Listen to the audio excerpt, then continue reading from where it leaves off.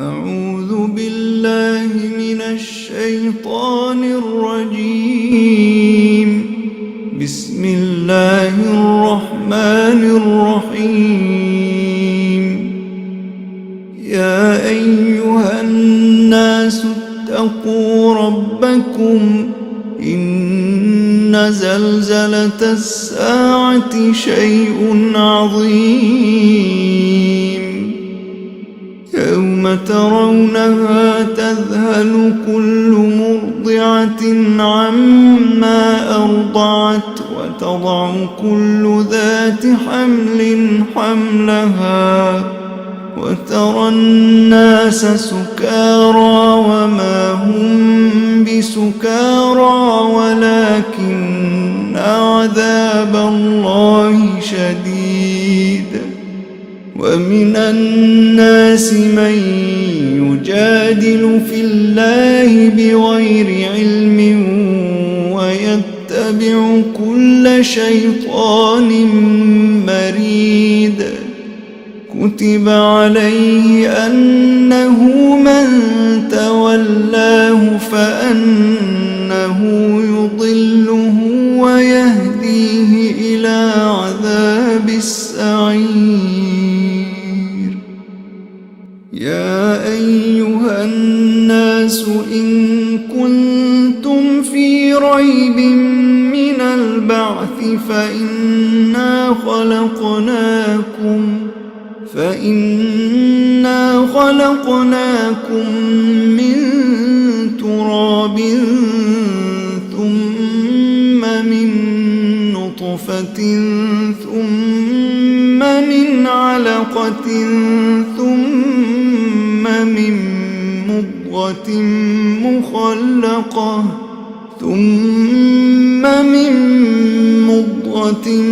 مخلقة وغير مخلقة لنبين لكم ونقر في الأرحام ما نشاء إلى أجل مسمى ثم نخرجكم طفلا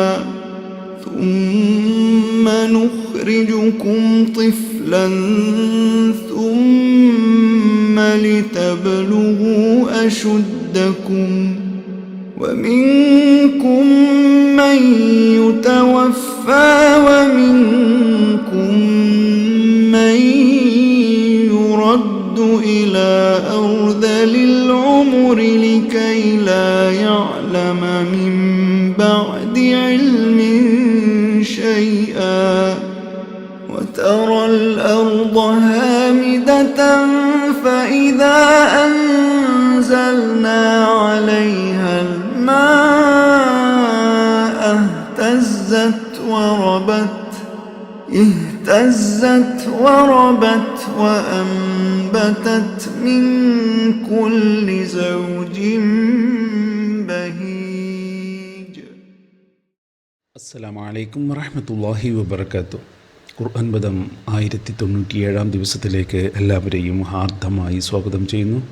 സൂറത്തുൽ ഹജ്ജിൻ്റെ പഠനത്തെ തുടർന്നുള്ള ആദ്യ ദിവസ ചർച്ചയാണ് ഇന്ന് ആരംഭിക്കുന്നത്. ചർച്ചക്കാരം മുറിക്കുന്നതിനായി ആദരണീയനായ ഡോക്ടർ എ വിലായത്തുള്ള സാഹിബിനെ ക്ഷണിക്കുന്നു. അസ്സലാമു അലൈക്കും വറഹ്മത്തുള്ളാഹി വബറകാതുഹു. അഊദു ബില്ലാഹി മിനശ് ശൈത്വാനിർ റജീം. ബിസ്മില്ലാഹിർ റഹ്മാനിർ റഹീം.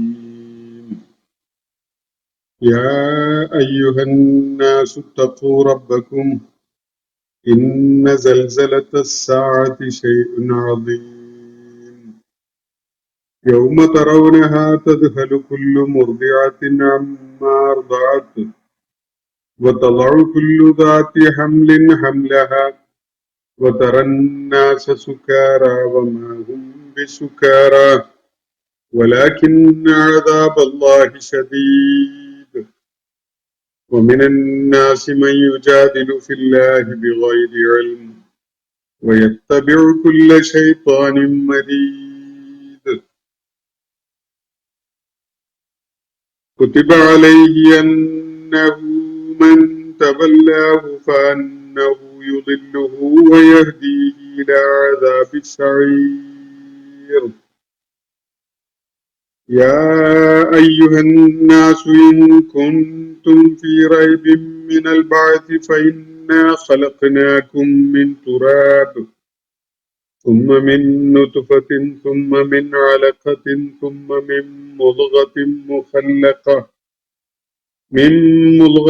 مخلقة وغير مخلقة لنبين لكم ونقر في الأرحام ما نشاء إلى أجل مسمى ثم نخرجكم طفلا ثم لتبلغوا أشدكم ومنكم من يتوفى ومنكم من يرد إلى أرذل العمر لكي لا يعلم من بعد علم شيئا وترى الأرض هامدة فإذا أنزلنا عليها الماء اهتزت وربت وأنبتت من كل زوج بهيج.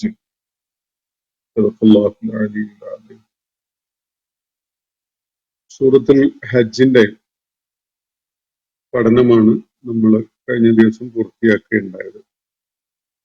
78 ആയത്തുകൾ അടങ്ങിയിട്ടുള്ള ഭാഗികമായി മക്കയിലും ബാക്കി ഭാഗം മദീനയിലും അവതരിച്ച സൂറത്താണ് സൂറത്തുൽ ഹജ്ജ്. ഹജ്ജ് സംബന്ധമായ കാര്യങ്ങൾ വരുന്നത് പോലെ യുദ്ധത്തിനുള്ള അനുമതി നൽകുന്ന വിധത്തിലും അതുപോലെ മക്കയിൽ നബി സല്ലല്ലാഹു അലൈഹി വസല്ലമയോട് ശത്രുതയോടുകൂടി നിലകൊണ്ടിരുന്ന ആളുകളോടുള്ള അവർക്ക് നൽകപ്പെട്ടിരുന്ന സന്ദേശത്തിന്റെ പൂർത്തീകരണം ഒക്കെയായിട്ടുള്ള കാര്യങ്ങൾ ഈ സൂറത്തിൽ അടങ്ങിയിട്ടുണ്ട് എന്ന് നമ്മൾ കാണുകയുണ്ടായി. ആദ്യത്തെ 24 ആയത്തുകളിൽ ഹിജ്റക്ക് മുമ്പ് ഏകദേശം ഹിജ്റയുടെ തൊട്ട് മുന്നേയുള്ള കാലത്ത് അവതരിച്ചതാണ് എന്നതും തുടർന്നുള്ള ഭാഗം ഹിജ്റക്ക് ശേഷം 1-ാം വർഷത്തില് ആദ്യത്തെ ഹജ്ജ് സന്ദർഭത്തില് ആ ഹജ്ജിനോടനുബന്ധിച്ച ഘട്ടത്തില് അവതരിച്ചതാണ് എന്നുമൊക്കെയാണ് ഈ സൂറത്തിനെ വിശദമായി പഠനവിധേയമാക്കിയ പ്രഗത്ഭരായ പലരും ചൂണ്ടിക്കാണിക്കുകയുണ്ടായിട്ടുള്ളത്. നമ്മൾ ഈ സൂറത്തിന്റെ ആയാത്തുകളെ വിശദമായിട്ട് അപഗ്രഥിക്കുകയും പഠിക്കുകയൊക്കെ ചെയ്തു കഴിഞ്ഞതാണ്. അതുമായി ബന്ധപ്പെട്ടുകൊണ്ടുള്ള ചില ഒരു പക്ഷേ ചില സംശയങ്ങൾ നിവാരണം ചെയ്യുക എന്നതും അതുപോലെ കൂടുതലായി വല്ലതുമൊക്കെ ആരുടെയെങ്കിലും ചിന്തയിലും ആലോചനയിലും ഒക്കെ ഉണ്ടെങ്കിലും അത് പങ്കുവെക്കുക എന്നുകൂടി ഉദ്ദേശിച്ചുകൊണ്ടാണ് ഈ സൂറത്തിന്റെ അവസാനത്തെ ആയത്തും പഠന വിധേയമാക്കപ്പെട്ടതിന് ശേഷം നമ്മൾ അതിനായിട്ട് കുറച്ച് സമയം നീക്കിവെച്ചിരിക്കുന്നത്. ഇന്നത്തെ സെഷൻ മുഴുവനായിട്ടും നമ്മൾ അതിനുവേണ്ടി മാറ്റിവെക്കുകയാണ്. ആവശ്യമായി വരികയാണെങ്കിൽ തുടർന്നുള്ള ദിവസങ്ങളും പരിഗണിക്കാവുന്നതാണ് എന്നാണ് കഴിഞ്ഞ ദിവസം ഞാൻ സൂചിപ്പിക്കുകയുണ്ടായത്. നമ്മുടെ വാട്സപ്പ് ഗ്രൂപ്പിൽ ചില ചോദ്യങ്ങൾ ഉന്നയിക്കപ്പെട്ടതുണ്ട്. അത് വെച്ച് തുടങ്ങാം എന്ന് വിചാരിക്കുകയാണ്. ആർക്കെങ്കിലും ഈ സൂറത്തുമായി ബന്ധപ്പെട്ടുകൊണ്ടുള്ള ചോദ്യങ്ങളോ നിരീക്ഷണങ്ങളോ ഒക്കെ പങ്കുവെക്കാനുണ്ടെങ്കിൽ അത് ഒന്നുകിൽ ചാറ്റ് ബോക്സിൽ കമന്റ് ആയിട്ട് എഴുതി വിട്ടാൽ മതി, അതല്ലെങ്കിൽ നമ്മുടെ വാട്സപ്പ് ഗ്രൂപ്പിൽ പോസ്റ്റ് ചെയ്താലും മതി. ലൈവായിട്ട് ചോദിക്കണമെന്നുണ്ടെങ്കിൽ അതിനും നമുക്ക് അവസരം കണ്ടെത്താവുന്നതാണ്. ഇവിടെ ഉന്നയിക്കപ്പെട്ടിരിക്കുന്ന ചോദ്യങ്ങൾ 6 എണ്ണം അത് ഷാഹിദ് തങ്ങൾ ഉന്നയിച്ചിരിക്കുന്നതാണ്. അത് തത്വത്തിൽ അത് എല്ലാം ഒരു ചോദ്യവും അതുമായി ബന്ധപ്പെട്ടുകൊണ്ടുള്ള നിരീക്ഷണങ്ങളുമാണ്. ഞാനവ നിങ്ങളെ കേൾപ്പിക്കാം. ചില അവ്യക്ത വചനങ്ങൾ പ്രവാചകൻ വിശദീകരിക്കാതെ വിട്ടതുണ്ടെങ്കിൽ അത് പിൽക്കാലത്തേക്ക് ഉള്ളതാകാനല്ലേ സാധ്യത. അതിനെ വ്യാഖ്യാനിക്കാൻ തഖ്വയോടൊപ്പം ഖുർആനെ കുറിച്ചും ഹദീസിനെ കുറിച്ചും സച്ചരിതരായ മുൻഗാമികളുടെ ഖുർആനോടുള്ള സമീപനത്തെ കുറിച്ചും അറിയേണ്ടതല്ലേ എന്നതാണ് ചോദ്യം. നബി സല്ലല്ലാഹു അലൈഹി വസല്ലം വ്യാഖ്യാനിക്കാതെ വിട്ട ഹദീസ് ഖുർആൻ ഭാഗങ്ങൾ അല്ലെങ്കിൽ ഖുർആനിലെ ആയാത്തുകളെയാണ് പിൽക്കാലത്ത് വ്യാഖ്യാനിക്കേണ്ടി വരുന്നത്. അതിന് ഒരു ശീലിക്കേണ്ട ചില മര്യാദകളും പിന്തുടരേണ്ട രീതികളും ഒക്കെ ഉണ്ടല്ലോ എന്നുള്ള നിലക്കാണ് സൂചിപ്പിക്കപ്പെടുന്നത്. വിശുദ്ധ ഖുർആനിൽ തദബ്ബുർ ചെയ്യേണ്ടത് അനിവാര്യമാവുന്ന ഒരുപാട് ഭാഗങ്ങളുണ്ട്. ആയാത്തുകളും ആയാത്തുകളുടെ തന്നെ ഭാഗങ്ങളൊക്കെ ആയിട്ട് ധാരാളമുണ്ട്. എല്ലാ വാചകങ്ങൾക്കും നബി സല്ലല്ലാഹു അലൈഹി വസല്ലം വിശദീകരണം നൽകിയിട്ടുള്ളതായിട്ട് എന്തായാലും നമുക്ക് ലഭ്യമായ ഹദീസുകളുടെ സ്രോതസ്സുകൾ വെച്ചുകൊണ്ട് പറയാൻ സാധിക്കില്ല. എല്ലാ ആയാത്തുകൾക്കും ചിലതിനൊന്നും അങ്ങനെ ഒരു വിശദീകരണം നൽകപ്പെടേണ്ടതില്ലാത്ത വിധത്തില് ആ കാലഘട്ടത്തിലെ ആളുകൾക്ക് അത് വളരെ ഗ്രാഹ്യമായ ഒരവസ്ഥയിലാണ് ഉണ്ടായിരുന്നത്. വേറെ ചില ആയത്തുകളുടെ കാര്യത്തില് മനുഷ്യന്റെ നാഗരിക വളർച്ചയും മുന്നേറ്റവും ഒക്കെ ഉണ്ടായ ഒരു പശ്ചാത്തലത്തില് അത്തരം ആയാത്തുകളെ പുനർവിചിന്തനം ചെയ്യുകയും തദബ്ബുർ ചെയ്യുകയും ഒക്കെ ചെയ്യേണ്ടി വരുന്ന ഒരു സാഹചര്യം ഉടലെടുക്കുകയാണ് ഉണ്ടായിട്ടുള്ളത്.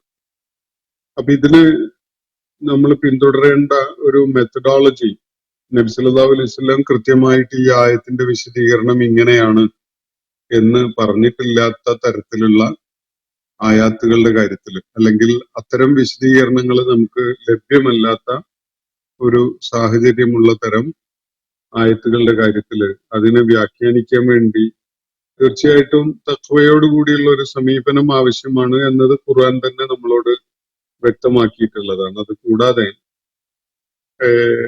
ഖുർആനെ കുറിച്ചുള്ള സമഗ്രമായ അറിവും അതുപോലെ ഹദീസ് വിജ്ഞാനീയങ്ങളെ കുറിച്ചുള്ള കൃത്യമായ ധാരണയും അതോടൊപ്പം മുൻഗാമികള്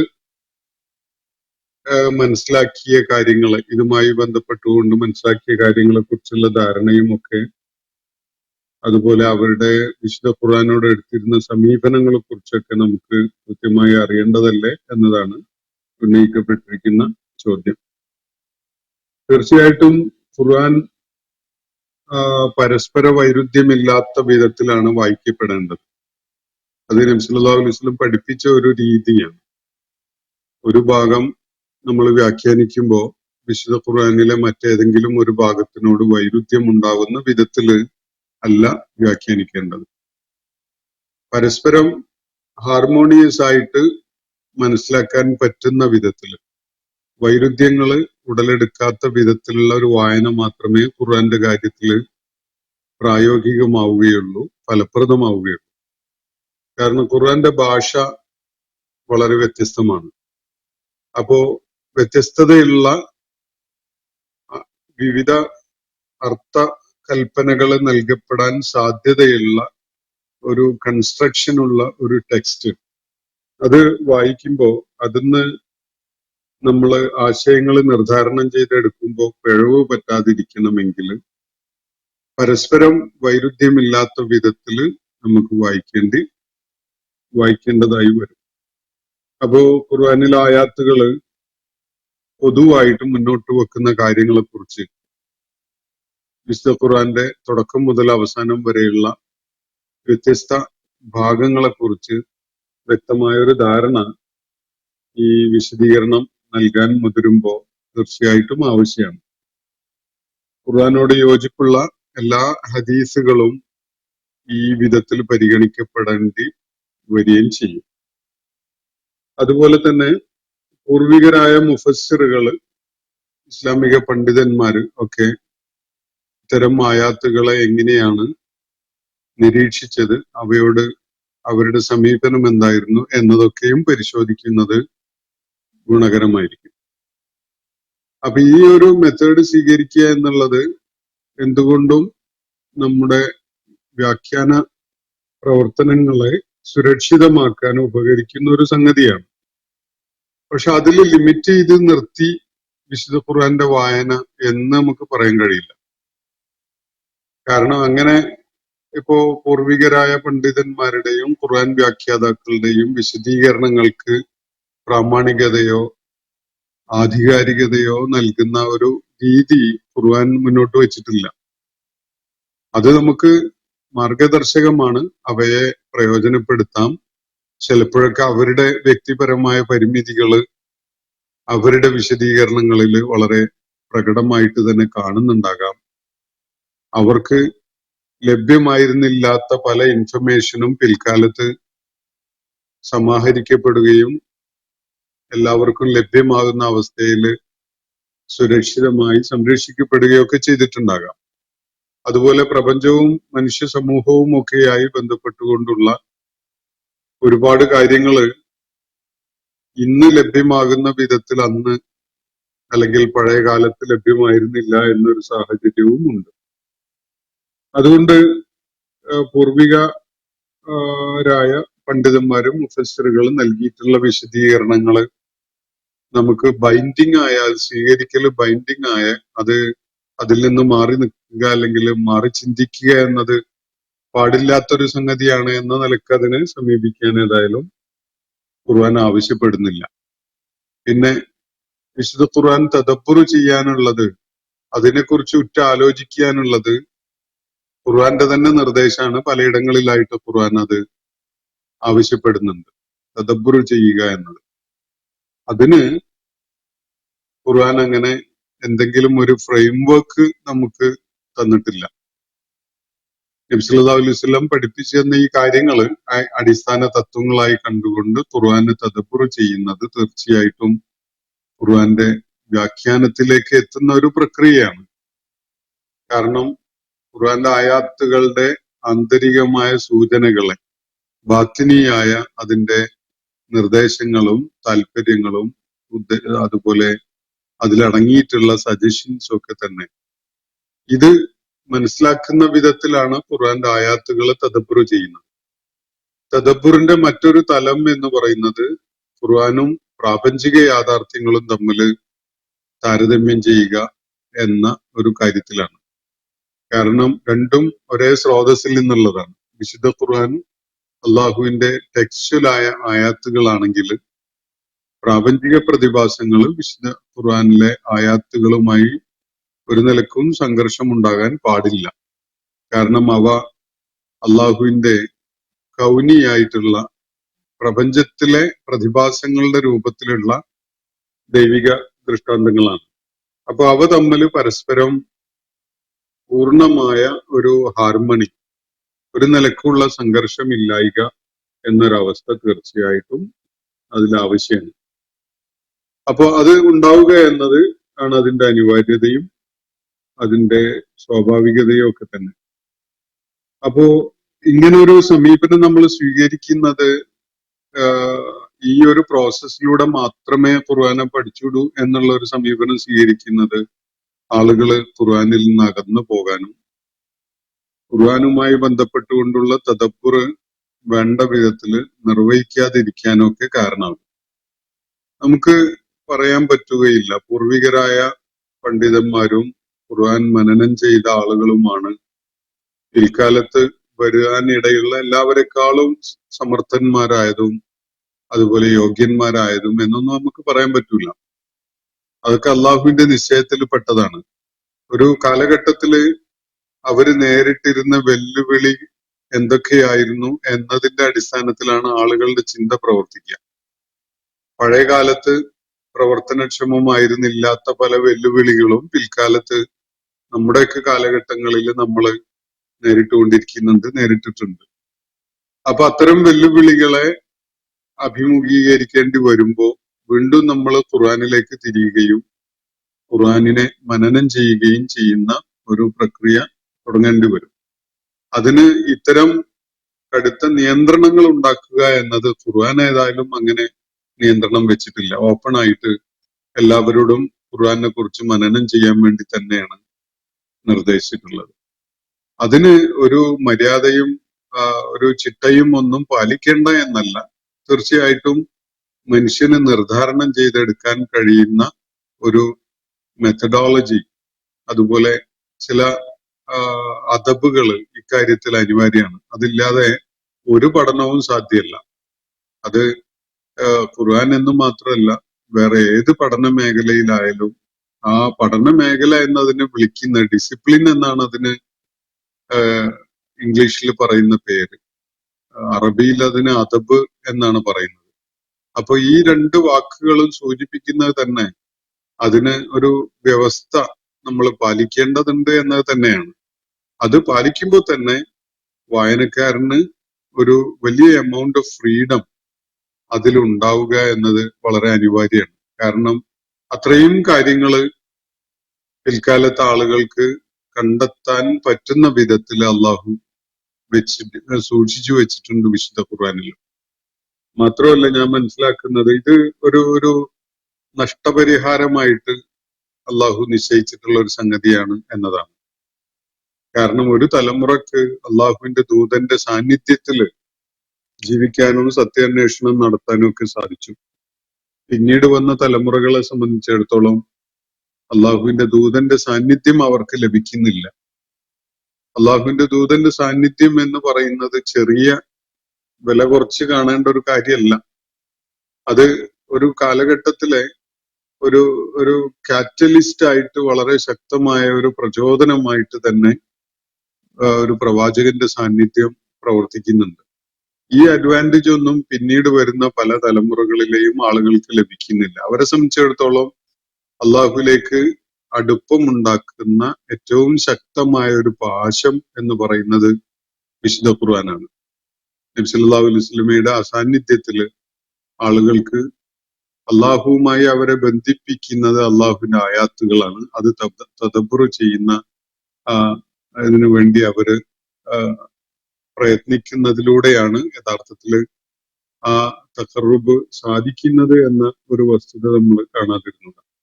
അതുകൊണ്ട് ഞാൻ മനസ്സിലാക്കുന്നത് അള്ളാഹുവിന്റെ ഒരു സംരക്ഷണം സത്യസന്ധതയോടുകൂടി വിശുദ്ധ ഖുർആനെ സമീപിക്കുന്ന ആളുകൾക്ക് ഉണ്ടാകും.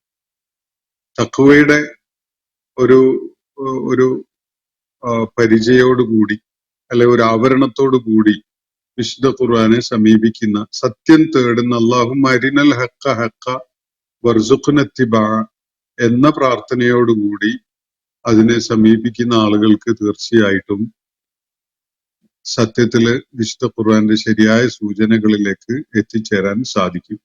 നമ്മളൊരു അജണ്ട മനസ്സിൽ പ്ലാൻ ചെയ്ത് വെച്ചിട്ട് വിശുദ്ധ ഖുർആനെ സമീപിക്കുന്നത് ശരിയായ രീതിയല്ല.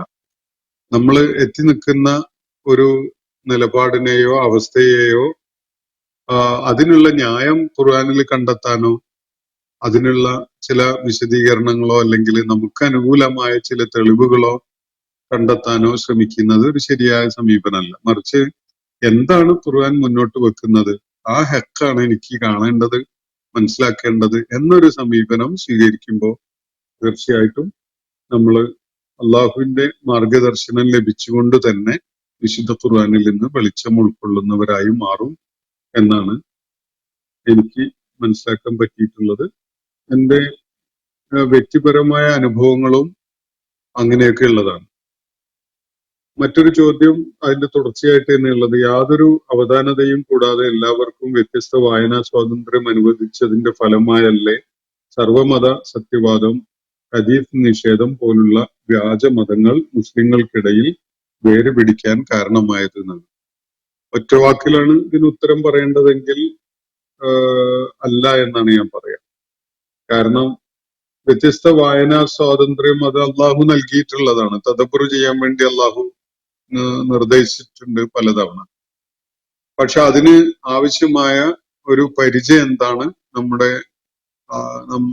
ഏത് വിധത്തിലാണ് അതിനെ അപ്രോച്ച് ചെയ്യേണ്ടത് എന്നതും ഖുർആൻ പഠിപ്പിച്ചിട്ടുണ്ട്. എന്നിട്ടും ആളുകള് വിശുദ്ധ ഖുർആനിൽ നിന്ന് ലലാലത്താണ് സ്വീകരിക്കുന്നതെങ്കിൽ നമ്മൾ ന്യായമായിട്ടും സംശയിക്കേണ്ടത് അവിടെ നിയ്യത്ത് ശരിയാവാത്തൊരു പ്രശ്നം അങ്ങനെ ചെയ്യുന്നവർക്കുണ്ട് എന്ന് തന്നെയാണ്. കാരണം അവർക്ക് ചില താല്പര്യങ്ങള് അവർ മനസ്സിൽ പ്ലാൻ ചെയ്തത് ഉണ്ടാകും. എന്നിട്ട് ആ പ്ലാൻ ചെയ്ത് അത് നമുക്ക് പ്രത്യക്ഷത്തിൽ ഇന്നതാണെന്ന് ക്രിസ്റ്റൽ ക്ലിയർ ആയിട്ടൊന്നും പറയാൻ കഴിഞ്ഞോളണമെന്നില്ല. ചിലപ്പോഴൊക്കെ പറയാൻ കഴിഞ്ഞെന്നും വരും.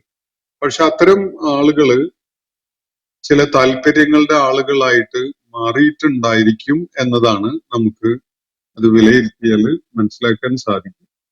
അത് സ്വതന്ത്രമായ ഒരു സമീപനം ഖുർആൻ വായനയിൽ സ്വീകരിച്ചത് കൊണ്ടല്ല. ഖുർആൻ പഠനത്തിന് മുതിരുന്ന ആളുകളുടെ ഹൃദയങ്ങൾക്ക് ആവശ്യമായ തഖ്വയുടെ ഒരു ആവരണം ഇല്ലാത്ത വിധത്തില് വേറെ ചില ഹിഡൻ അജണ്ടകളുമായിട്ട് ഖുർആനെ സമീപിക്കുമ്പോൾ തീർച്ചയായിട്ടും ഇത്തരം പരിണിതികളിലേക്ക് ആളുകൾ പോകാൻ സാധ്യതയുണ്ട്. സർവമത സത്യവാദവും ഹദീസും നിഷേധങ്ങളും ഒക്കെ തന്നെ സമഗ്രമായ ഒരു സമീപനമേ അല്ല. അവരൊരിക്കൽ പറയുന്ന കാര്യങ്ങളോട് വിരുദ്ധമായ കാര്യങ്ങളാണ് പിന്നീട് പറയേണ്ടി വരിക. അങ്ങനെ തന്നെയാണ് ആ പാതയിലുള്ള ആളുകൾ നിരന്തരം പറഞ്ഞുകൊണ്ടിരിക്കുന്നത്. ഖുർആനിലെ എല്ലാ ആയത്തുകളെയും ചേർത്ത് വെച്ചുകൊണ്ട് അവർക്ക് ആ വാദങ്ങൾ ഉന്നയിക്കാൻ സാധ്യമല്ല. ഒരു വാദം പറയുമ്പോൾ ഖുർആനിലെ വേറെ ചില ഭാഗങ്ങളെ മറച്ചു വെച്ചുകൊണ്ട് മാത്രമേ അവർക്ക് പറയാൻ കഴിയുള്ളൂ. അല്ലാതെ ഖുർആനിലെ എല്ലാ ആയാത്തുകളെയും ശ്രദ്ധയോടുകൂടി വിലയിരുത്തിക്കൊണ്ട് ഈ വിധത്തിലുള്ള ദുർവ്യാഖ്യാനങ്ങൾ നൽകാൻ ഒരാൾക്കും സാധ്യമല്ല. ഹൈഡ് ചെയ്ത് വെക്കേണ്ടി വരും, മൂടിയിടേണ്ടി വരും പലതും, എന്നിട്ടേ ദുർവ്യാഖ്യാനം ചെയ്യാൻ കഴിയുകയുള്ളൂ എന്നതാണ് എനിക്ക് മനസ്സിലാക്കാൻ പറ്റിയിട്ടുള്ള സംഗതി. അതുകൊണ്ട് തന്നെ അത്തരം ആളുകള് ഖുർആൻ മുന്നിൽ വെച്ചുകൊണ്ട് തന്നെ നമ്മള് ആ വിഷയങ്ങളെ പ്രശ്നവൽക്കരിക്കാൻ വേണ്ടി ശ്രമിക്കുമ്പോൾ അവര് മുഖം കൊടുക്കാതെ ഒഴിഞ്ഞു മാറിക്കളയുകയാണ് സാധാരണ ചെയ്യാറുള്ളത്. എനിക്കും വ്യക്തിപരമായിട്ട് അത്തരം പ്രതികരണങ്ങൾ ലഭിച്ച അനുഭവങ്ങൾ ഉണ്ടായിട്ടുണ്ട്. ഹദീസ് നിഷേധം എന്നത് തന്നെ യഥാർത്ഥത്തിൽ ഖുർആൻ നിഷേധമാണ്. കാരണം ഖുർആൻ നബി സല്ലല്ലാഹു അലൈഹി വസല്ലമയെ കുറിച്ച് പറഞ്ഞിട്ടുള്ള കാര്യം യുഅല്ലിമുഹുമുൽ കിതാബ വൽ ഹിക്മത എന്നാണ്. അദ്ദേഹം ജനങ്ങളെ അള്ളാഹുവിന്റെ ഗ്രന്ഥം പഠിപ്പിക്കുന്നു, അതേപോലെ തന്നെ ഹിക്മത്തും പഠിപ്പിക്കുന്നു എന്നാണ്. ഹിക്മത്ത് പഠിപ്പിക്കുന്നു എന്നത് ഖുർആന്റെ ഭാഗമാണോ, അതോ ഖുർആൻ അടിസ്ഥാനപ്പെടുത്തിക്കൊണ്ടുള്ള എല്ലാ കാര്യങ്ങളിലുമുള്ള പ്രായോഗിക രീതി എന്താണ് എന്ന് പഠിപ്പിക്കലാണ്? വിശദമായിട്ട് നമ്മൾ അതിനെ കുറിച്ചൊന്ന് മനസ്സിലാക്കാൻ ശ്രമിച്ചാൽ നമുക്ക് ബോധ്യപ്പെടും അത് ഖുർആനും ഖുർആന്റെ പ്രായോഗിക രീതികളുമാണ് എന്നത്. നബി സല്ലല്ലാഹു അലൈഹി വസല്ലമക്ക് അള്ളാഹു തൻസീൽ ചെയ്തു കൊടുത്തിട്ടുള്ള വിശുദ്ധ ഖുർആൻ അത് ജനങ്ങളെ പഠിപ്പിക്കുന്നു. അത് എങ്ങനെ പ്രായോഗികമായി ജീവിതത്തിൽ കൊണ്ടുവരാം എന്ന കാര്യം കൂടി നബി സല്ലല്ലാഹു അലൈഹി വസല്ലം പഠിപ്പിക്കുന്നു. അപ്പൊ ഇത് പിൻപറ്റുക എന്നത് ഖുർആന്റെ തന്നെ നിർദ്ദേശമാണ്. കാരണം നബി സല്ലല്ലാഹു അലൈഹി വസല്ലം ഈ രണ്ട് കാര്യങ്ങൾ നിർവഹിച്ചിട്ടുണ്ട്. ഖുർആൻ പഠിപ്പിച്ചു, ഖുർആൻ എങ്ങനെ പ്രയോഗത്തിൽ കൊണ്ടുവരാം എന്ന കാര്യവും അദ്ദേഹത്തിന്റെ ജീവിതത്തിലൂടെ പഠിപ്പിക്കുകയുണ്ടായി. അതുകൊണ്ടാണ് നബി സല്ലല്ലാഹു അലൈഹി വസല്ലമയിൽ നിങ്ങൾക്ക് ഉസ്വത്തുൻ ഹസനത്തുണ്ട് എന്ന് ഖുർആൻ പറഞ്ഞിട്ടുള്ളത്. ഏറ്റവും നല്ല മാതൃക നബി സല്ലല്ലാഹു അലൈഹി വസല്ലമയിൽ ഉണ്ട് എന്ന് പറഞ്ഞതിന്റെ താല്പര്യം അതാണ്. ഖുർആൻ മാത്രമല്ല, അത് അങ്ങനെയുള്ള ഒരു സന്ദേശം കൊണ്ടുവരുന്ന അല്ലെ ഒരു കത്ത് കൊണ്ടുവരുന്ന ഒരു പോസ്റ്റ്മാന്റെ റോളല്ല യഥാർത്ഥത്തില് പ്രവാചകനുള്ളത്. മറിച്ച് അത് പ്രയോഗത്തിൽ കൊണ്ടുവന്ന് ജനങ്ങൾക്ക് മാതൃക കാണിക്കുക എന്ന ഒരു റോള് കൂടി വളരെ പ്രസക്തമായിട്ടുണ്ട്. അതുകൊണ്ട് ഹദീസുകള് സംരക്ഷിക്കാൻ അതില് ഖുർആന്റെ ശരിയായ മനസ്സിലാക്കലിന് ഉപകരിക്കുന്ന വിധത്തിലുള്ള ഹദീസുകൾ സംരക്ഷിക്കുക എന്നത് അള്ളാന്റെ പദ്ധതിയിൽ ഉണ്ടായിരുന്നില്ല എന്ന് നമ്മൾ തീർത്ത് പറഞ്ഞുകൂടാ. കാരണം അള്ളാഹു അതിനൊരു സംവിധാനം ചെയ്തിട്ടുണ്ട്. ഇത് ഫലപ്രദമായി അന്ത്യനാള് വരെയുള്ള മനുഷ്യർക്ക് മാർഗദർശനമായി പ്രയോജനപ്പെടുത്താൻ വേണ്ടിയുള്ളതാണ്. അതുകൊണ്ട് അള്ളാഹുവിന്റെ പ്രവാചകൻ വിശുദ്ധ ഖുർആന് നൽകിയിട്ടുള്ള വിശദീകരണങ്ങളും അതുപോലെ അതിന്റെ പ്രായോഗിക രൂപവും ഒക്കെ സംരക്ഷിക്കപ്പെടേണ്ടത് ആവശ്യമാണ്. അള്ളാഹു അതിന് ചില സംവിധാനങ്ങളും മാർഗങ്ങളും ഒക്കെ ഹ്യൂമൻ ഏജൻസീസ് മുഖേന തന്നെ നിർവഹിച്ചിട്ടുണ്ട് എന്നത് കാണാതിരിക്കുന്നത് വലിയ അബദ്ധമാണ്. അത് നമ്മളെ ഒരുപാട് തെറ്റായ നിഗമനങ്ങളിലേക്ക് നീങ്ങാൻ മാത്രമേ പ്രേരിപ്പിക്കുകയുള്ളൂ. അതാണ് സംബന്ധമായിട്ട് എനിക്ക് മനസ്സിലാക്കാൻ പറ്റിയിട്ടുള്ള കാര്യം.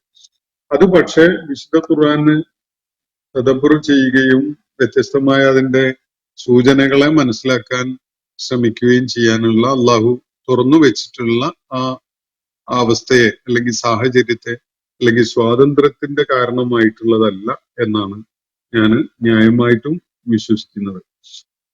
പിന്നെ മറ്റൊരു ചോദ്യം, അള്ളാഹുവിനെയും അവന്റെ റസൂലിനെയും പിന്നെ നിങ്ങളിലുള്ള ഉലുൽ അംറിനെയും അനുസരിക്കണം എന്ന നിർദ്ദേശത്തെ ദുർവ്യാഖ്യാനിച്ച് അതാത് രാജ്യങ്ങളിലെ മനുഷ്യപ്പറ്റില്ലാത്ത ഗവൺമെന്റുകളെ അനുസരിക്കൽ മുസ്ലിമിന് നിർബന്ധമാണെന്ന് സമർത്ഥിച്ച് മുസ്ലിങ്ങളെ വഴിതെറ്റിക്കാൻ പണ്ഡിതന്മാർക്ക് കഴിഞ്ഞത് ഈ വ്യത്യസ്ത വായനാ സ്വാതന്ത്ര്യം കാരണമായല്ലേ എന്നാണ് ഒരു ചോദ്യം. ഗവൺമെന്റുകളെ അനുസരിക്കുക എന്നത് ഇസ്ലാമിന് വിരുദ്ധമായ അള്ളാഹുവിന്റെ കൽപ്പനകൾക്കോ റസൂൽ സല്ലല്ലാഹു അലൈഹി വസല്ലമയുടെ അധ്യാപനത്തിനോ വിരുദ്ധമായ വിധത്തില് ഇസ്ലാം അനുവദിച്ചിട്ടില്ല. അത് അങ്ങനെ നമ്മുടെ മിമ്പറുകളിൽ പലപ്പോഴും ഒരു ആലോചനയില്ലാത്ത അല്ലെങ്കിൽ തത്വദീക്ഷയില്ലാത്ത ചില പ്രസ്താവനകളൊക്കെ മിമ്പറുകളിൽ നിന്ന് കേൾക്കാൻ പറ്റാറുണ്ട്. അതിന്റെ യഥാർത്ഥത്തിലുള്ള കാരണം മുസ്ലിം സമൂഹത്തിലെ, വിശേഷിച്ച് കേരളത്തിലെ മുസ്ലിം സമൂഹം, ഈവൻ സൗദി അറേബ്യ പോലെയുള്ള നാടുകളിൽ പോലും ഈ പ്രവണത കാണാൻ കഴിയും. അവിടുത്തെ ഭരണകൂടം ഇവിടുത്തെ പോലെയല്ല, എന്നാൽ പോലും അത് കൃത്യമായിട്ട് അള്ളാഹുവിന്റെ മാനദണ്ഡങ്ങളെ പിന്തുടരുന്ന ഭരണാധികാരികളാണ് അവിടെ ഉള്ളതെന്നൊന്നും നമുക്ക് പറയാൻ കഴിയില്ല. ഇവിടെയും അതിന്റെ തോതില് വളരെ വ്യത്യസ്തമായിട്ടാണ്. ഒരുപാട് നന്മകള് നമ്മുടെ ഭരണകർത്താക്കള് അവരുടെ പല പദ്ധതികളിലും ഉൾപ്പെടുത്താറുണ്ട്. അത് സംശയമൊന്നുമില്ലാത്ത കാര്യമാണ്. ഒരുപാട് സതുദ്ദേശപരമായ മനുഷ്യസ്നേഹപരമായ പല കാര്യങ്ങളും ഭരണകർത്താക്കള് അവരുടെ പദ്ധതികളിൽ ഉൾപ്പെടുത്താറുണ്ട്. അതേ സമയത്ത് തന്നെ അവര് വേറെ പല താല്പര്യങ്ങളും അജണ്ടകളും അതുപോലെ പല സംഗതികളും ഒരു കൃത്യമായ ഒരു മാർഗദർശനം ഉൾക്കൊള്ളാത്തതിൻ്റെതായ എല്ലാ ലക്ഷണങ്ങളും ഈ ഭരണാധികാരികള് പ്രകടിപ്പിക്കാറുമുണ്ട്. അപ്പോ മനുഷ്യപ്പറ്റില്ലാത്ത നിലപാടുകൾ സ്വീകരിക്കുന്ന സാഹചര്യങ്ങളും അവസ്ഥകളും ഒക്കെ നമുക്ക് എത്രയോ കാണാനും സാധിക്കും. പക്ഷെ ഇതില് മുസ്ലിം എന്ത് നിലപാടെടുക്കണം എന്നത് തീർച്ചയായിട്ടും ശ്രദ്ധ പതിയേണ്ട ഒരു വിഷയമാണ്. ഗവൺമെന്റിനെ തൃപ്തിപ്പെടുത്താൻ വേണ്ടി ശ്രമിച്ചുകൊണ്ടിരിക്കുന്ന ആളുകള്, ചിലപ്പോ സംഘടിത വിഭാഗങ്ങള്, അവര് എളുപ്പത്തിൽ ഗവൺമെന്റിന്റെ ഗുഡ് ലിസ്റ്റിൽ വരാൻ വേണ്ടി അങ്ങനെയൊക്കെയുള്ള വർത്തമാനങ്ങളൊക്കെ മിമ്പറുകളിൽ നിന്ന് പോലും നടത്തുന്നുണ്ടാവും. പക്ഷെ അതിന് ഖുർആനിലോ സുന്നത്തിലോ യാതൊരു പിൻബലവും കണ്ടെത്താൻ സാധ്യമല്ല. ഉലുൽ അംർ എന്ന് പറയുന്നത് ഉലുൽ അംരി മിൻകും എന്നാണ്. അത് കാണാതെ പോകരുത്. അവിടെ അള്ളാഹുവിനെ അനുസരിക്കുക, അവന്റെ ദൂതനെ അനുസരിക്കുക, അതുപോലെ നിങ്ങളുടെ കൈകാര്യകർത്താക്കളെയും അനുസരിക്കുക എന്നാ പറയുന്നത്. അപ്പൊ കൈകാര്യകർത്താക്കൾ ആരാണത്? മിൻകും എന്ന് പറയുന്നത് ആരാണ്? അത് പ്രത്യേകം നോക്കേണ്ടതുണ്ട്. അള്ളാഹുവിന്റെ മാർഗം സ്വീകരിച്ച, അള്ളാഹുവിന്റെ മാർഗത്തിൽ നിങ്ങളെ നയിച്ചുകൊണ്ടിരിക്കുന്ന, നിങ്ങളുടെ കാര്യങ്ങളിൽ നേതൃപരമായ പങ്കുവഹിക്കുന്ന ആളുകളെ പരാമർശിക്കുന്ന പ്രയോഗമാണത്. നിങ്ങളിൽപ്പെട്ട കൈകാര്യകർത്താക്കള്. അത് അള്ളാഹുവിനെ അംഗീകരിക്കാത്ത, ലക്ഷ്യബോധമില്ലാത്ത, ദിശാബോധമില്ലാത്ത, അക്രമപരമായ ഭരണം നടത്തുന്ന ആളുകളെ പരാമർശിക്കുന്ന പ്രയോഗമല്ല.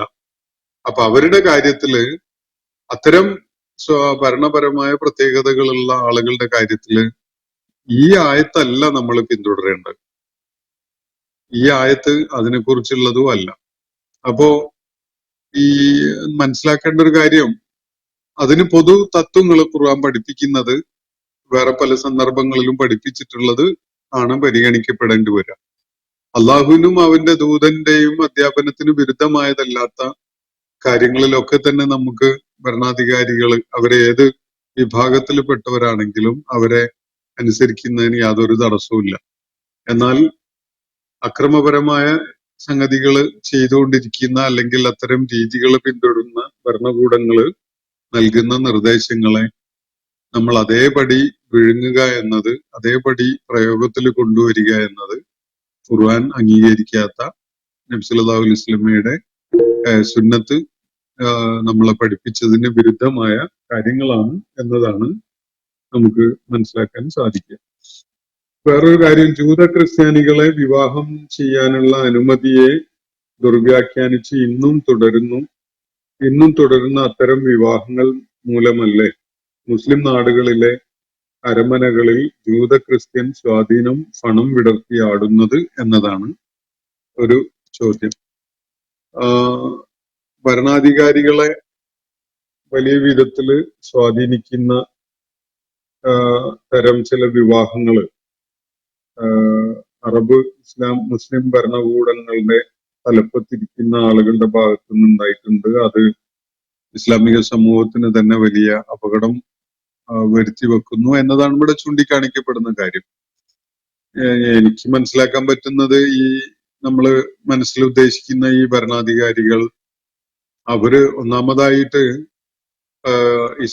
അള്ളാഹുവിന് സമർപ്പിച്ച ആളുകളാണ് എങ്കിൽ അള്ളാഹുവിന്റെ കലിമത്ത് ഉയർത്തിപ്പിടിക്കുക എന്ന ഉദ്ദേശത്തോടു കൂടി നിലകൊള്ളുന്ന ആളുകളാണെങ്കിൽ അതിന് ഉപോത്ബലകമാവുന്ന വിധത്തിലുള്ള, അതിന് സഹായകമാവുന്ന വിധത്തിലുള്ള ബന്ധങ്ങളെ അവർ കണ്ടെത്തുള്ളൂ. അല്ലാത്തത് അവരുടെ ഭാഗത്ത് അത്തരം കാര്യങ്ങളിൽ അശ്രദ്ധയുള്ള ആളുകൾക്ക് ഈ വിവാഹം എന്ന് മാത്രമാവില്ല, അവരുടെ വ്യക്തിബന്ധങ്ങള്, വിദേശയാത്ര, അവര് വിദേശ രാജ്യങ്ങളിലെ നയതന്ത്രജ്ഞരുമായിട്ട് കാണിക്കുന്ന അടുപ്പവും ബന്ധങ്ങളും ഒക്കെ തന്നെ, ഇതൊക്കെ തന്നെ അപകടം ഉണ്ടാക്കുന്ന സംഗതികളായിരിക്കും. അതേസമയത്ത് നമ്മള് കൃത്യമായ ദിശാബോധമുള്ള ഈമാന്റെ പ്രേരണയിൽ കാര്യങ്ങൾ നിർവഹിക്കുന്ന ആളുകളാണെങ്കിൽ ആരുമായിട്ട് അടുപ്പുണ്ടാവണം, ആരുമായിട്ട് അടുപ്പുണ്ടായിക്കൂടാ എന്നതിനെ കുറിച്ച് വളരെ വിജിലന്റ് ആയിട്ടുള്ള നിലപാടുകളാണ് നമുക്കുണ്ടാവുക. അപ്പം അവരല്ലാതെ തന്നെ അവരുടെ ബന്ധങ്ങൾ അപകടം ഉണ്ടാക്കുന്നുണ്ടാവും. ഇത്തരം വിവാഹങ്ങള് മാത്രം ആയിക്കൊള്ളുന്നില്ല. വിവാഹം അള്ളാഹു നൽകിയിട്ടുള്ള ഒരു പ്രൊവിഷനാണ്, അത് അടച്ചിടാൻ നമുക്ക് അധികാരമില്ല. അതിൽ അള്ളാഹു ഉദ്ദേശിച്ച അള്ളാഹുവിൻ്റെതായ പല ഹിക്മത്തുകളും അടങ്ങിയിട്ടുണ്ടാവും. അഹ്ലുൽ കിതാബിൽപ്പെട്ട സ്ത്രീകളെ വിവാഹം ചെയ്യുന്നതിന് ഖുർആൻ നൽകുന്ന അനുമതിയുണ്ട്. അത് നമുക്ക് അവസാനിപ്പിക്കാനുള്ള യാതൊരു അധികാരവും ഇല്ല. അത് മാത്രമാണോ അപകടം എന്ന് വെച്ചാൽ അത് അക്കാര്യത്തിൽ നമുക്ക് ശ്രദ്ധ തീർച്ചയായിട്ടും വേണം. ഇനി നമ്മൾ കല്യാണം കഴിച്ച ഒരു മുസ്ലിം പെണ്ണിനെ തന്നെ ശത്രുക്കൾക്ക് പ്രയോജനപ്പെടുത്താൻ സാധിക്കൂലേ? നമ്മുടെ പക്കൽ നിന്ന് രഹസ്യങ്ങൾ ചോർത്താനും ഒക്കെ തന്നെ പല വിധത്തില് അവർക്ക് സാധിക്കും എന്നാണ് ഞാൻ മനസ്സിലാക്കുന്നത്. ഇപ്പൊ തന്നെ രണ്ട് വളരെ വളരെ വലിയ ഞെട്ടലുളവാക്കുന്ന സംഭവങ്ങള് ഈ സമീപകാലത്ത് ഇറാനിൽ നിന്ന് നമുക്ക് കേൾക്കാൻ സാധിച്ചു. ഒന്ന്, അവരുടെ പ്രസിഡന്റ് കൊല്ലപ്പെട്ടു എന്നത്. ഇപ്പോ ഇന്നലെ ഉണ്ടായ ഒരു സംഗതി, ഇസ്മായിൽ ഹനിയയുടെ ഷഹാദത്ത്. ഈ സംഗതികള് നൽകുന്ന സൂചന അവരുടെ ഭരണ സംവിധാനത്തിന്റെ വലിയൊരു പരാജയം കൂടിയാണല്ലോ അത്. അവരുടെ രഹസ്യം ചോർന്നു പോകുന്ന വിധത്തിലുള്ള എവിടെയോ ഒരു ലൂപ്പ് ഹോൾ കിടക്കുന്നുണ്ട് എന്ന് തന്നെയാണ് ഞാൻ മനസ്സിലാക്കുന്നത്. ചലനങ്ങള് ഈ രാഷ്ട്രനായകന്മാരുടെയും അവരേറ്റവും ഏറെ വിലമതിക്കുന്ന പ്രസ്ഥാനങ്ങളുടെ നേതാക്കന്മാരും ഒക്കെ രാജ്യത്ത് വരുമ്പോ അവരുടെ ചലനത്തെക്കുറിച്ച്, അവരുടെ മൂവ്മെന്റ്സിനെ കുറിച്ച് കൃത്യമായ ഒരു വിവരം ലഭിക്കാതെ അവരെ ടാർഗറ്റ് ചെയ്ത് ആക്രമിക്കുക എന്നത് ശത്രു രാജ്യത്തിന് സാധിക്കുന്ന ഒരു കാര്യമല്ല. അപ്പൊ അവരുടെ ചലനങ്ങളെ കുറിച്ച് കൃത്യമായ അറിവ് ശത്രു രാജ്യത്തിന് ലഭിക്കുന്നുണ്ടെങ്കിൽ അകത്ത് നിന്ന് തന്നെ അത് ലീക്ക് ഔട്ട് ആവുന്നതിനുള്ള സാധ്യത വളരെ കൂടുതലാണ് എന്നാണ് ഞാൻ മനസ്സിലാക്കുന്നത്. അപ്പൊ ഇത്തരത്തിലുള്ള സംഗതികളൊക്കെ നടപ്പാക്കപ്പെടുന്നതിന്, ഇപ്പോ മൊസാദിനെ പോലെയുള്ള ഏജൻസിന് അത്തരം കാര്യങ്ങൾ ചെയ്യാൻ വളരെ അസാധാരണമായ സാമർഥ്യമാണ് അവര് ചരിത്രത്തിലുടനീളം കാണിച്ചിട്ടുള്ളത്. അതുകൊണ്ട് അത് ഇത്തരം വിവാഹ ബന്ധങ്ങളിലൂടെ ചിലപ്പോൾ സാധിക്കും. അതുപോലെ മറ്റു പല ബന്ധങ്ങളെയും അതിന് പ്രയോജനപ്പെടുത്താൻ സാധിക്കും. വിജിലന്റ് ആയിരിക്കുക എന്നുള്ളത് വ്യക്തികളെയും സമൂഹങ്ങളെയും സംബന്ധിച്ചിടത്തോളം വളരെ അനിവാര്യമാണ്. പിന്നെ വിവാഹത്തിന് മുതിരുന്ന ആളുകള് അത് തന്റെ ഈമാനും തന്റെ സമൂഹത്തിന്റെ സുരക്ഷിതത്വത്തിനും ഒക്കെ അപകടം വരുത്തുന്ന വിധത്തിലുള്ളതായി മാറുമോ അല്ലേ എന്നത് അതിനെക്കുറിച്ച് നല്ല ജാഗ്രതയുള്ള വിധത്തിൽ തന്നെയാണ് അക്കാര്യത്തിൽ അയാൾ തീരുമാനമെടുക്കേണ്ടത് എന്നതാണ് വസ്തുത. അപ്പോ അടുത്തൊരു ചോദ്യം, ഈ വഴിയെ നടന്നുപോയി അതിന്റെ തന്നെ അടിവലിവിൽ ജീവിതം ഹോമിച്ച മുഫസ്സിറുകളുണ്ട്. അതുപോലെ ഫലസ്തീൻ പോരാട്ടത്തെ നിർവീര്യമാക്കുന്നതിൽ വലിയ പങ്ക് വഹിച്ച ഒരു വലിയ നേതാവിന്റെ ജൂത സ്ത്രീയുമായുള്ള വിവാഹ ജീവിതം നമ്മുടെ മുമ്പിൽ പച്ചയായി നിൽക്കുന്നു എന്നാണ് ഒരു നിരീക്ഷണം. അങ്ങനെ ഉള്ള വായന തീർച്ചയായിട്ടും പലരും അത് സംബന്ധമായിട്ട് നടത്തിയത് നമ്മൾ കണ്ടിട്ടുള്ളതാണ്. സാധ്യതയുണ്ട്, അള്ളാഹു ആലം. അതൊരു അറിയപ്പെടുന്ന ഒരു നേതാവിന് ഒരുപക്ഷെ അത് അദ്ദേഹത്തിന്റെ തകർച്ചയ്ക്ക് തന്നെ കാരണമായിട്ടുണ്ടാവാൻ ഇടയുണ്ട്. ആ കാര്യങ്ങളിൽ പ്രത്യേകിച്ച് അത്തരം വളരെ ഡെലിക്കേറ്റ് ആയ ഒരു സാഹചര്യത്തില് അങ്ങനെയുള്ള ഒരു പോരാട്ടത്തിന്റെയും സംഘർഷത്തിന്റെയൊക്കെ ഒരു പശ്ചാത്തലത്തില് കാണിക്കേണ്ടിയിരുന്ന ഒരു സൂക്ഷ്മത അവിടെ ഉണ്ടായിട്ടില്ല എന്ന് ബാഹ്യമായ നിരീക്ഷണത്തില് പലർക്കും തോന്നിയിട്ടുള്ള ഒരു സംഗതിയാണ്. എന്തായാലും അത് ചില പാഠങ്ങളൊക്കെ നമുക്ക് അതിൽ നിന്ന് ലഭിക്കാനുണ്ട്. അത് ഇത്തരം സാധ്യതകളെ പൂർണ്ണമായിട്ട് അടച്ചിടാൻ ഇനിമേൽ അങ്ങനെ പാടില്ല എന്നൊന്നും പറയാൻ നമുക്ക് മതിയായ ഒരു സംഗതിയല്ല.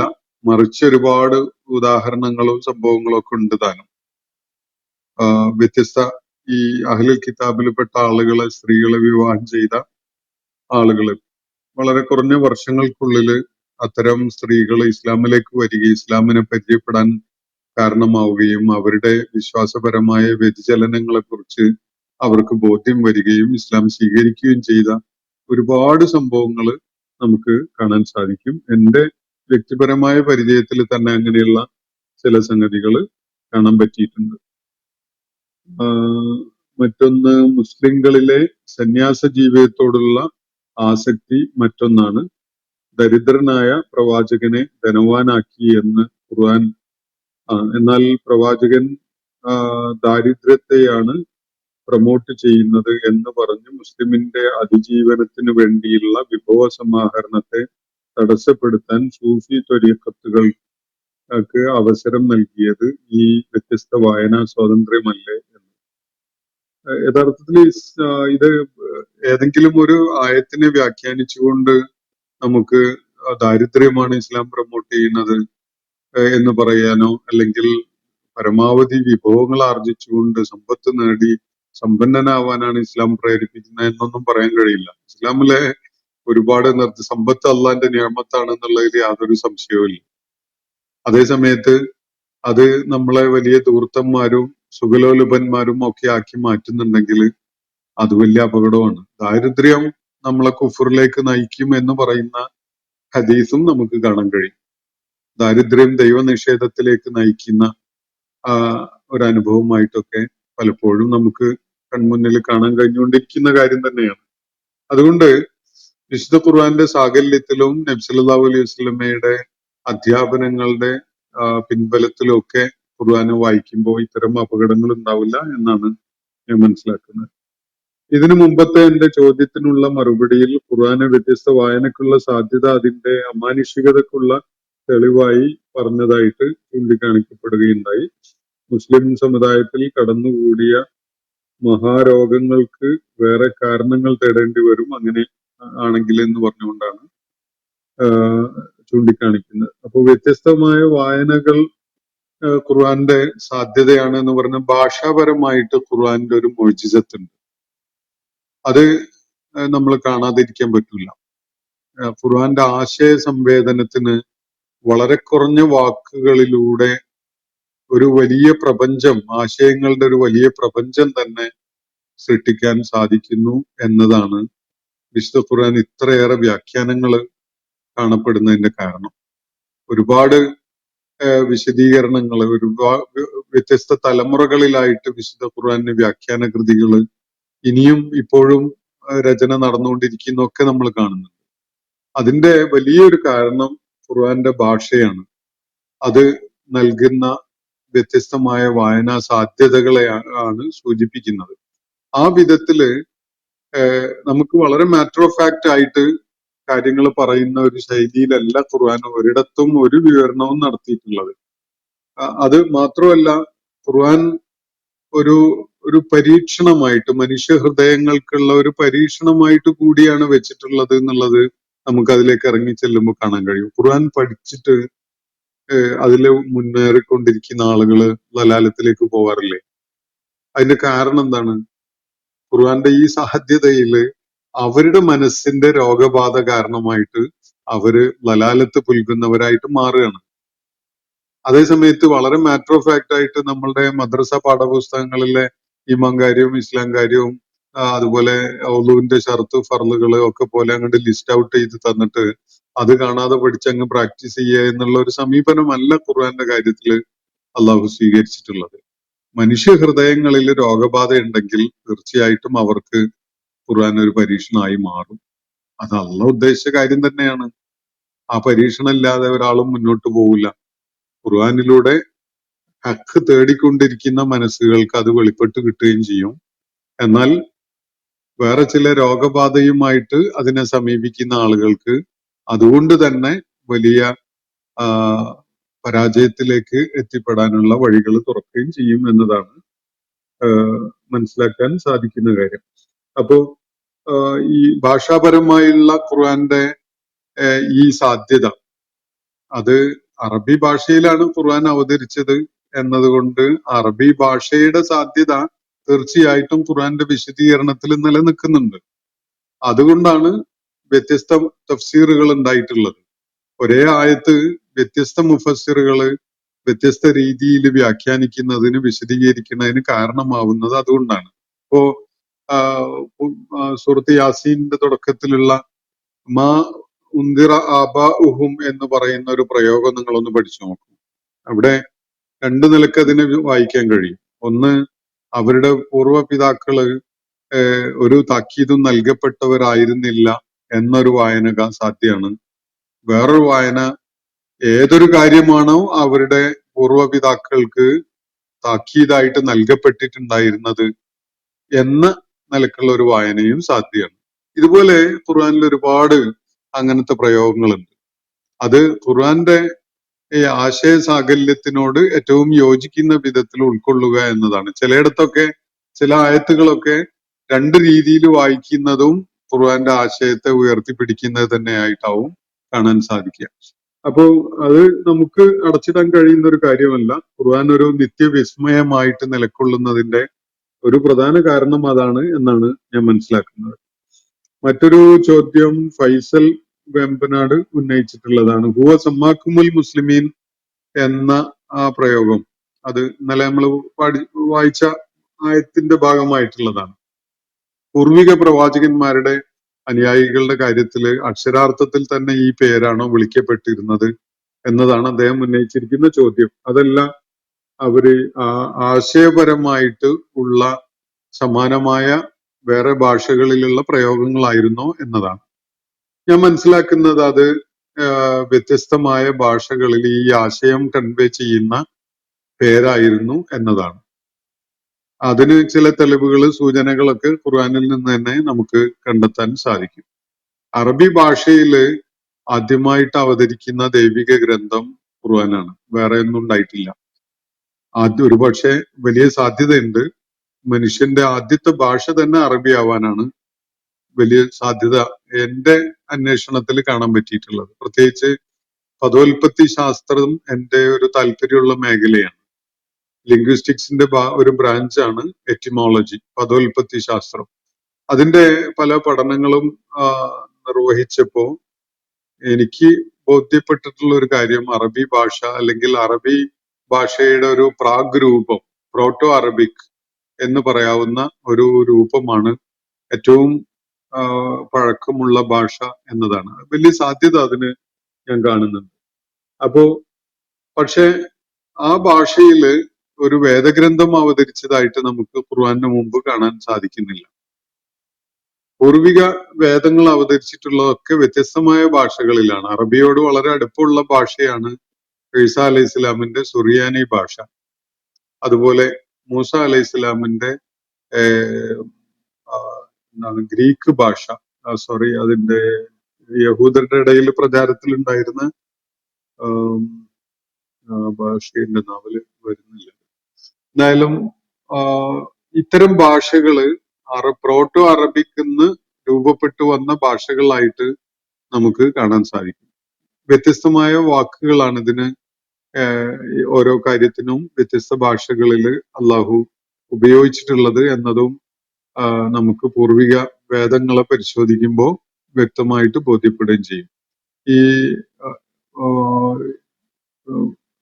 മഹാമദ എന്നുള്ള പ്രയോഗം, അതുപോലെ പാരാക്ലീത്ത എന്നുള്ളൊരു പ്രയോഗം, ഇതൊക്കെ തന്നെ മുഹമ്മദ് എന്ന വാക്കിനെ സൂചിപ്പിക്കുന്ന ആശയപരമായ പദങ്ങളായിട്ട് നമുക്ക് പല ഗവേഷകരും ചൂണ്ടിക്കാണിച്ചിട്ടുണ്ട്. അതുപോലെ അബ്ദുള്ള എന്ന വാക്ക് സൂചിപ്പിക്കപ്പെടുന്നതിന് വേണ്ടി പൂർവിക വേദങ്ങളിൽ ഉപയോഗിച്ചിട്ടുള്ള പദം, അങ്ങനെ പലതും ആശയപരമായിട്ട് ആണ് അത്തരം സ്രോതസ്സുകളിൽ നിലനിൽക്കുന്നത്. അതുകൊണ്ട് അള്ളാഹു നിങ്ങളെ നേരത്തെ പണ്ട് തന്നെ വിളിച്ചിട്ടുള്ള പേര് മുസ്ലിമൂൻ എന്നാണ് എന്ന് പറഞ്ഞതിന്റെ ഉദ്ദേശം ആ ആശയം അള്ളാഹുവിന് വഴിപ്പെട്ടവർ, അള്ളാഹുവിന് അനുസരണം പ്രഖ്യാപിച്ചവർ, അള്ളാഹുവിന് കീഴ്പ്പെട്ടവർ എന്ന അർത്ഥത്തില് ഉള്ള അത്തരം ഭാഷകളിലുള്ള പ്രയോഗങ്ങളാവാനാണ് വലിയ സാധ്യതയുള്ളത്. മറിച്ച് മുസ്ലിം എന്ന പദം തന്നെ ഉപയോഗിച്ചു എന്നതിനുള്ള തെളിവുകളൊന്നും എനിക്ക് കാണാൻ പറ്റിയിട്ടില്ല. അങ്ങനെ ആ രീതിയിലാണ് അള്ളാഹു അത് പറയുന്നത് എന്നും നമുക്ക് കാണാൻ വയ്യ. അത് ഖുർആൻ അങ്ങനെ സൂചിപ്പിക്കുന്ന ഒന്നുമില്ല.